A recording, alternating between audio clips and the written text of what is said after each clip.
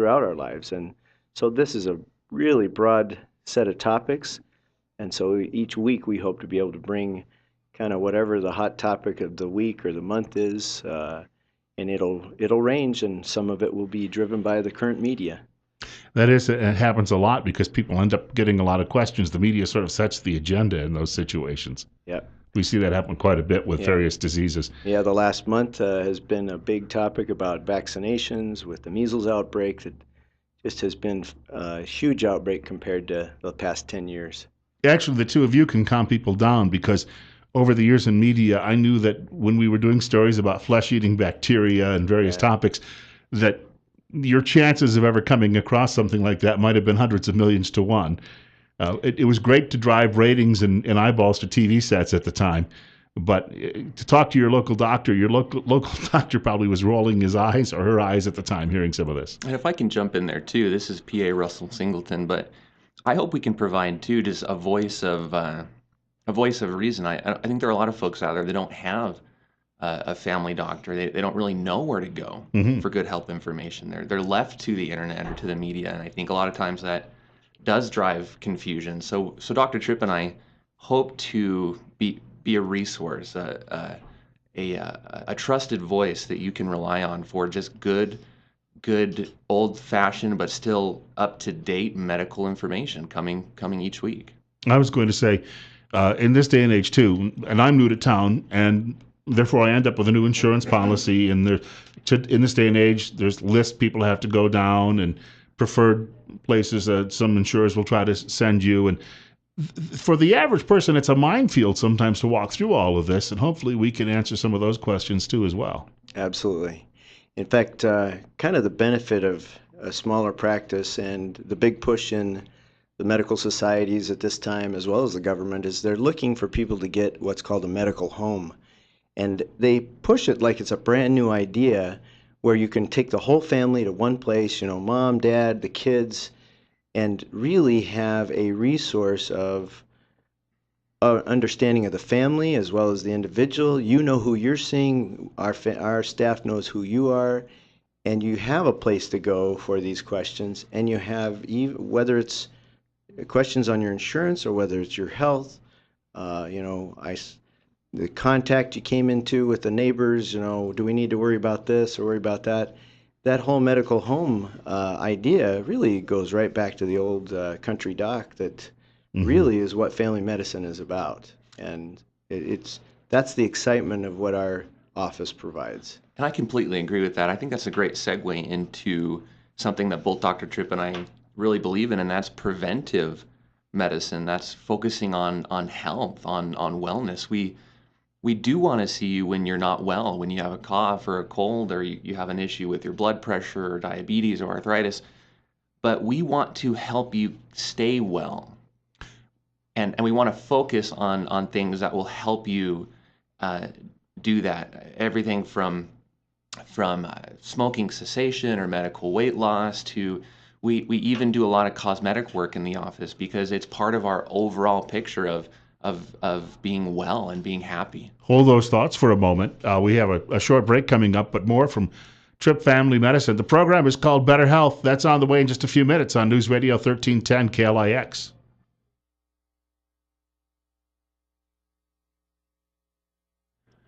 A couple of guests with me in the studio until 9 o'clock this morning. We're calling it Better Health with Tripp Family Medicine, which is located, in fact, it's on Fillmore, right across from the main post office here in Twin Falls. Luckily for me, I'm a newcomer, but I knew where the post office was. So when I went there last week to meet with these two men, it wasn't difficult to find. And I was mentioning earlier, it's a well-appointed area. The office itself made me feel like I was sitting in some corporate waiting room. It's so plush. We probably shouldn't tell people that, should we? But it's a nice. It's the nicest atmosphere. office, nicest medical office I've ever worked in, and I think the biggest reason is because it was built to be kind of executive suites, and it has big windows, feels open, does not feel sterile or industrial at all. And so I agree. I like going to my office every day. Dr. Jonathan Tripp, along with Russell Singleton, physician's assistant, joining us in the studio. 8:43 right now, 26 our temperature on News Radio 1310 KLIX and newsradio1310.com. And we were having a bit of an off-air conversation just about the differences in the titles people have in medicine. I have a friend in Florida who's a nurse practitioner, for instance. Then we have physician's assistants, and then we have MDs. And a lot of people may get confused by some of these things, but everyone has a very important role to play. Well, let me tell you about what a DO is, because a lot of people are confused by what those letters mean, because DOs represent only about 5% of the medical doctors in the U.S. DOs and MDs are the only two full-fledged surgeons and physicians in the U.S. are recognized that way. And DOs have a little different training in that they learn a lot of hands-on skills called manipulation, which is a lot like a chiropractor or a physical therapist, combined with the MD understanding. The schooling is a little bit longer. And just to give you my background, my training was alongside MDs all the way through medical school in Missouri. Most of my postgraduate training was in Detroit at Henry Ford Hospital, which is a 900-bed hospital, so very academic location. And then my last 2 years were through the University of Wyoming in Casper, Wyoming, so I got a little bit of the cowboy experience as well. But that brings a pretty well-rounded point of view for a family physician to have very intensive training, but also to be the lone guy out in a small town emergency room as part of my training. So you really do You've learn seen everything. where the buck stops, and it's with you. And so let Russell tell you a little bit about PAs, because my first PA that I worked with in Texas was actually the primary care provider for the Vice President of the United States. So PAs are very valuable practitioners. Thanks, Dr. Tripp. Being a PA is absolutely wonderful. It's been consistently voted as one of the top careers in the country, and I think there are a number of reasons for that. Number one, I get to work with great doctors like Dr. Tripp. Number two, I paid him for that. Oh, that's right. But then number two, I get to be a part of one of the greatest movements in medicine, and that's primary care. I feel like Dr. Tripp and I at Tripp Family Medicine are on the front lines of medicine. We are kind of, not the gatekeepers as you would have heard maybe 10, 20 years ago, but we're the first line of response. And then as a PA specifically, my training was also in family medicine and in primary care. I have a undergraduate degree in public health and health science from Brigham Young University, Idaho, where I actually teach now. And I have a master's degree from Idaho State University that has trained me to practice medicine alongside with a physician. And I think that's an important distinction to make. A PA will practice alongside a physician. It's not my duty or my role to replace Dr. Tripp. I'm not his surrogate. I'm his partner. I'm someone that can help him better care for the population. I think having a PA in the office allows us to do a lot of things that maybe other clinics can't do. We can see more people.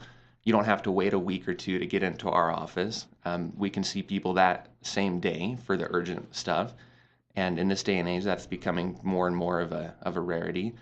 But then I think the other goal that I have is to just add insight. Dr. Tripp and I consider ourselves a team. He's the leader. He's the captain of the team. But we confer and consult on almost every patient. And so when you see one of us, it's not that you're seeing just Dr. Tripp or you're seeing just Russell, the PA. You're seeing us both. You're seeing the team at Tripp Family Medicine. And I think that team approach is something really unique. Dr. Tripp kind of mentioned the idea of a medical home, and he mentioned the idea of having, one place for the entire family. Well, we absolutely believe in that, and we believe that that kind of care is best delivered by a team, and that includes our wonderful nurses, our excellent administration staff, and it's really a whole family affair, I guess you would say. Hold those thoughts for just a moment. We're coming up on 10 minutes of 9 o'clock and 26 at our studios, News Radio 1310 KLIX and newsradio1310.com. And, of course, Bill Colley with you on Top Story. And this morning, Better Health with Tripp Family Medicine right here in Twin Falls. And we want to point out Russell Singleton talking about his work as a physician's assistant. And of course, Jonathan Tripp, Dr. Jonathan Tripp, giving us a big overview here. One thing I noticed related to that, what you were just talking about, Jonathan, or rather Russell, was when I was in the office last week, that camaraderie you have with the patients who are coming through the door. Yeah. And we hear that sometimes medicine has become almost an assembly line. Yes. But it didn't seem that way in your office. Yeah, we were easily interrupted by patients who it was kind of like old home week. Yeah, in fact, that's the fun of having a private office. We can portray the atmosphere we want, and I tell my staff as they get hired, I said, this job is way too much work to not have fun. So if we're not having fun, I don't want to do this. And the patients get that. They see that. So it's a one-on-one personality. It's a one-on-one relationship.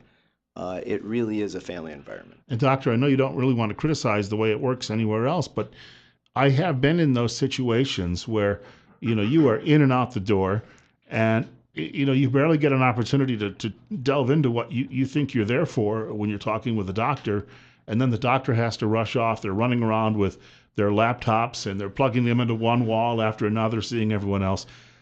But people still like that. As a patient, I still like that approach, that personal approach, and I think they're getting more out of that in the long run. I think so too. In fact, one of the greatest teaching points I ever received was, if you listen long enough, the patient will tell you what's wrong. That doesn't mean they get it in the first minute. However, I also understand, physicians, practitioners are under pressure to see people quicker, move them out. The good news is we don't have a quota. We don't have a system, a corporate system that tells us you need to do this and you need to do it in this many minutes. That we try to be efficient. We don't want people waiting in the waiting room very long. But at the same time, if somebody needs more time, if it's more of an emergency, we try to tell everybody else around, hey, we got backed up because we had somebody that came in short of breath, or came in with a new laceration, or came in, with chest pain. And boy, that needs greater attention right now, in spite of the fact that somebody else had an appointment right then. And to Dr. Tripp's credit, I think he has devised a way to increase that efficiency but still maintain that personal relationship. In our office, you won't ever see a laptop between a provider and a patient. That just doesn't happen. Maybe on a rare occasion, because we use our excellent and well-trained nursing staff to act as scribes, and they are absolutely wonderful. And they allow us to sit face to face across from our patients and talk to them and listen to them and look them in the eye.